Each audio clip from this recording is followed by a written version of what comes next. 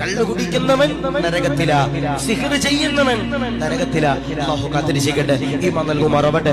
സിഹർ ചെയ്യാൻ 10 രൂപ അല്ല 20 രൂപയുടെ കാര്യമുള്ളൂ. ഒരു തേങ്ങ, ഒരു മുട്ട, കുറച്ച് മുളക് പൊടി, അതിന് ഇതിനൊക്കെ കാര്യമുള്ളൂ. ഊരി വരാൻ വല്ലാത്ത പ്രയാസം. അല്ലാഹു നീ കാത്തിരിക്കണേ അല്ലാ, ഈമാൻ നൽകണേ അല്ലാ. സിഹർ ചെയ്താൽ അത് അവരിലേക്ക് തന്നെ നീ മാറ്റണേ റഹ്മാനെ, ഈമാൻ നൽകണേ റഹ്മാനെ. ഞാന് ഇവിടെ ജോലിക്ക് വരുന്നതിന് മുമ്പ് ഞാൻ ഏർവാടിയില് എന്റെ വാപ്പാക്ക് സ്ട്രോക്ക് വന്ന സമയത്ത് എന്റെ ഉമ്മ ഏർവാടിയിൽ നേർച്ചത് ഞങ്ങൾ എല്ലാവരും കൂടി ഏർവാടി പോയി. ഞാൻ ഏർവാടിയിൽ ചെന്ന് അവിടുത്തെ പള്ളിയിൽ ഉതുവെടുക്കുമ്പോ ഒരു സഹോദരൻ വന്നിട്ട് എന്നോട് ചോദിച്ചു, ആശിക്കതാരുമല്ലേ ഒരാണ് ദ്വാരക്കണം. ഏർവാടിയിൽ വന്നിട്ട് 3 കൊല്ലായി സ്ഥലം, ഏർവാടിയിൽ വന്നിട്ട് 3 കൊല്ലായി സ്ഥലേ, എനിക്ക് വീട്ടിൽ തിരിച്ചു പോകാൻ കഴിയണില്ല. അല്ലാഹുവേ നീ കാത്തിരിക്കണേ റഹ്മാനെ. നമ്മുടെ മഹലിൽ തന്നെ ഉണ്ട് ഏർവാടിയിലായി ജീവിതം മാറ്റിവെച്ച എത്രയോ പാവങ്ങൾ. അല്ലാഹു സിഹറിനെ തൊട്ട് കാത്തിരിക്കണേ റഹ്മാനെ, ഈമാൻ നൽകണേ റഹ്മാനെ. സിഹർ ചെയ്യുന്നവനും നരകത്തില, സിഹറിന് വേണ്ടി പോകുന്നവനും നരകത്തില. അല്ലാഹു നീ കാത്തിരിക്കണേ റഹ്മാൻ. നമ്മൾ പറയും ഉസ്താദേ സ്റ്റെപ്പ് ഇട്ട് 5 കെട്ടുണ്ട്, അല്ലെ 10 കെട്ടുണ്ട്, അല്ലെ തലയിൽ ഒരു വാലിട്ടൊരു കെട്ടൊക്കെ ഉണ്ട്, തലയിൽ വലിയ ഷാൾ ഇട്ടിട്ടുണ്ട്. ആരാണെങ്കിലും ഏതാളാണെങ്കിലും ഏത് കുടുംബത്തിലാണെങ്കിലും ഏത് വലിയ ബിരുദമുള്ള ആളാണെങ്കിലും സിഹർ ചെയ്യുന്നവരാരാ അവരെ നരകത്തില. ഈ സിഹറും അസ്മാഇന്റെ പണി വ്യത്യാസമുണ്ട്, അത് നിങ്ങൾ മനസ്സിലാക്കണം.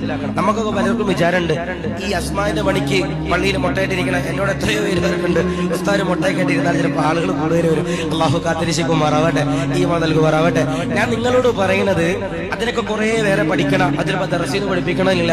ഞാൻ നിങ്ങളോട് പറയുന്നത് ആ ഉസ്താദന്മാര് മറ്റേത് സിഹർ എന്ന് പറഞ്ഞാൽ അത് വേറെ, അതിനു വേണ്ടി ഇരിക്കണ കുറച്ച് ആളുകളുണ്ട്. ചിലപ്പോൾ മൂല്യാക്കന്മാരുണ്ടാവും, ചിലപ്പോൾ അമ്പലത്തിൽ ജ്യോത്സ്യന്മാരുണ്ടാവും, അങ്ങനെയൊക്കെ ഉണ്ടാവും. പല രീതിയിലും സിഹർ വരാം. അല്ലാഹു കാത്തിരിക്കുമാറാവട്ടെ. കണ്ണീരിലൂടെ പോലും എന്റെ പ്രിയപ്പെട്ടവരെ നമുക്ക് സിഹറുകളേക്കാം. അല്ലാഹു ഞങ്ങളെ നീ കാത്തിരിക്കണേ റഹ്മാനെ, ഈമാൻ നൽകി അനുഗ്രഹിക്കണേ റഹ്മാനെ. സിഹറേക്കാതിരിക്കാൻ വേണ്ടി എന്ത് ചെയ്യണ്ടേ? സിഹറേക്കാതിരിക്കാൻ വേണ്ടി എന്ത് ചെയ്യണ്ടേ? എല്ലാ ദിവസവും കിടക്കുന്നതിന് മുമ്പ് സൂറത്തുൽ ഇഖ്ലാസും മുഅവ്വിദത്തൈനൊക്കെ ഓതിയിട്ട് കിടക്കാം. ഖുൽ ഹുവല്ലാഹു അഹദ്, സൂറത്തുൽ ഫലക്, സൂറത്തുൻ നാസ്, ഇത് മുഴുവൻ ഓതിയിട്ട് എന്ത് ചെയ്യാ?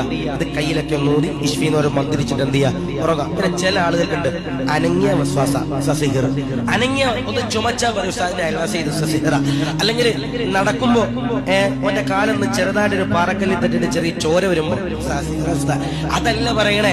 സിഹർ ഏൽക്കുമ്പോ അതിന് ഇപ്പൊ എന്നോടൊരു ഉസ്താദ് പറഞ്ഞ സിഹറിന്റെ ഏറ്റവും വലിയ അടയാളം എന്ന് പറയുന്നത് മടി കാണിക്കൽ.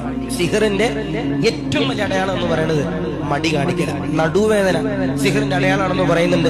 അല്ലാഹു കാത്തിരിക്കട്ടെ. നമുക്കൊരു മജ്‌ലിസിനോ വെള്ളിയാഴ്ചയോ സിഹർ മാത്രം പറയണം. സിഹർ എങ്ങനെ ചെയ്യണം, സിഹർ ഏൽക്കുന്നത് ആർക്കാ, സിഹർ ചെയ്യുന്നവരുടെ അടയാളം എങ്ങനെ, അല്ലാഹു പഠിക്കാൻ അല്ലാഹു സൗഭാഗ്യം നൽകുമാറാവട്ടെ.